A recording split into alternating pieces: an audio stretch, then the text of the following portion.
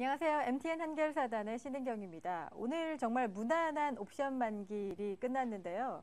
이 와중에 조선업종의 반등이 굉장히 눈에 띄었습니다. 지난번 스토리텔링 시간에서도 한번 다뤘었던 내용입니다. 이 다시 보는 조선업종, 이제는 정말 바닥권을 다지고 반등을 하는 추세인지 오늘 그 이야기 속으로 함께 들어가 보도록 하겠습니다.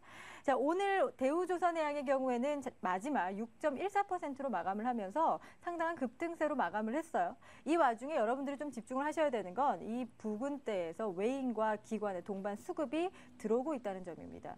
자, 현대미포조선 역시 마찬가지예요. 오늘 3.9% 가까이 오르면서 여전히 수급이 같이 동반되고 있는 상황이고, 현대중공업 그리고 삼성중공업 역시 이 반등세가 나타나면서 이 수급적인 모멘텀이 함께 들어오고 있는 상황입니다.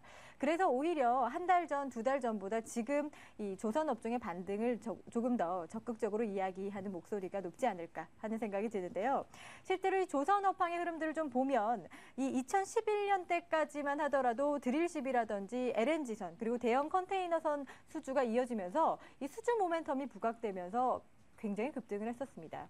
하지만 지금 2011년 들어오고 나서부터 지금 보시다시피 수주가 급감을 했어요. 시황이 악화되고 있는 상황이었는데, 이 선박 발주하는 이 유럽 국가들의 재정 위기에서부터 비롯됐습니다.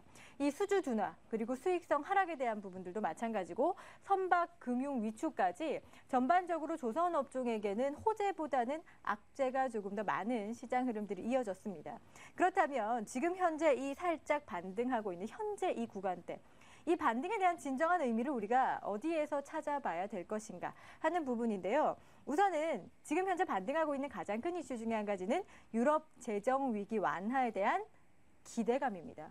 제가 이 기대감을 조금 더 크게 글자를 표시한 이유가 있어요. 지금 선박을 발주하는 선주사가 대부분 유럽에 집중이 되어 있는 상황입니다. 그렇다 보니까 조선업종이 유럽의 시황과 상당히 밀접하게, 민감하게 움직이는 건 어떻게 보면 너무 당연한 건데요. 이 와중에서도 실질적인 모멘텀을 안고 가는 기업들도 몇몇 있습니다. 이 화면에 현대미포조선을 보면 최근에 단기 수주가 좀 급증했다라는 이슈가 있었었죠. 보통 조선업계가 휴가 시즌을 맞이를 하면 수주를 아예 받지를 않습니다. 클로징하는 경우가 상당히 많은데, 이 현대미포조선의 경우에는 휴가 기간에도 수주를 꾸준하게 받으면서 연간 수주의 53%를 벌써 달성을 했다라는 모멘텀을 안고 있는 거죠. 그리고 이때까지 현대미포조선의 한 가지 부담감이었던 자금 압박에 대한 부분들도 현대중공업의 지분을 어느 정도 정리를 하면서 유동성을 확보하고 있는 상황입니다.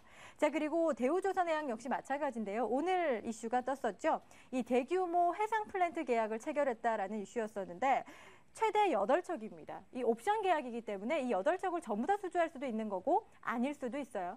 자, 그래서 8척 수주가 확정이 될 경우에는 22억 달러 정도 예상을 하고 있는데, 작년의 매출과 좀 비교를 해보면 굉장히 높은 수준이라고 합니다. 자, 그리고 대우조선해양 역시도 최근에 이 부동산을 매각을 했어요. 약 260억 가까이 되면서 이 부동산을 매각을 하면서요, 유동성 확보의 움직임이 나타나고 있습니다. 여러분들 지금 현대미포조선과 대우조선해양의 이야기를 들으면서 아마 공통적인 내용을 한 가지 확인을 하셨을 거예요. 바로 유동성 확보입니다. 왜 이렇게 조선사들이 유동성 확보를 위해서 노력을 하는지는 이 화면을 보시면 좀 이해가 되실 건데요.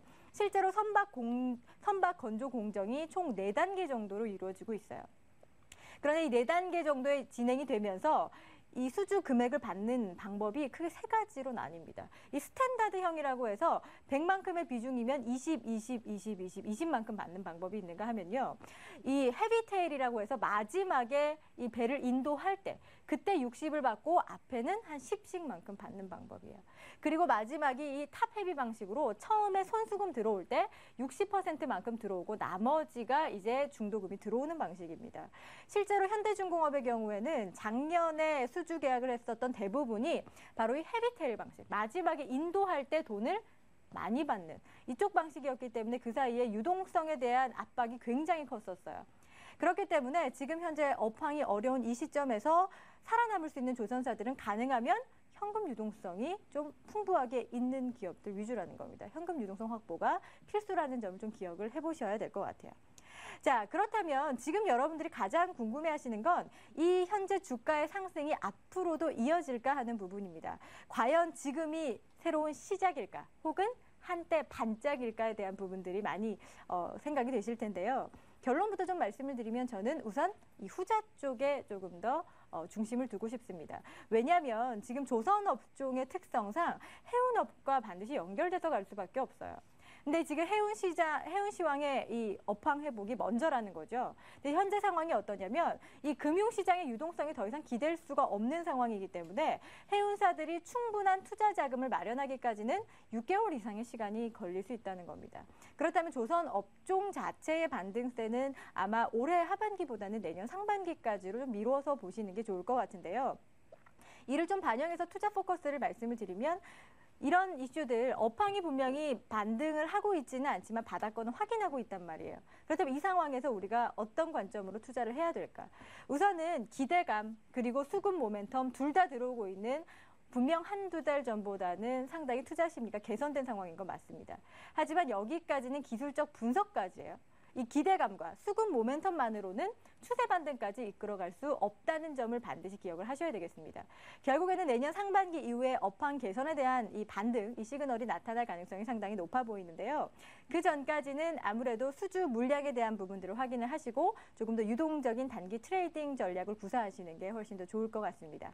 자, 오늘 이 시간에 조선 업황에 대한 이야기들을 해봤는데요. 업황이 좋지 않다고 해서 매매를 하지 말라는 뜻은 아닙니다. 다만 조금 더 단기 트레이딩 전략을 구사를 하면서 여러분들이 좀 유동적으로 대응을 해보신다면 분명 많은 수익을 거둘 수 있을 거라는 생각이 드는데요. 조선 업종과 관련된 내용들 내일장 종목 특선 카페에서 다시 한 번 더 확인하실 수 있습니다.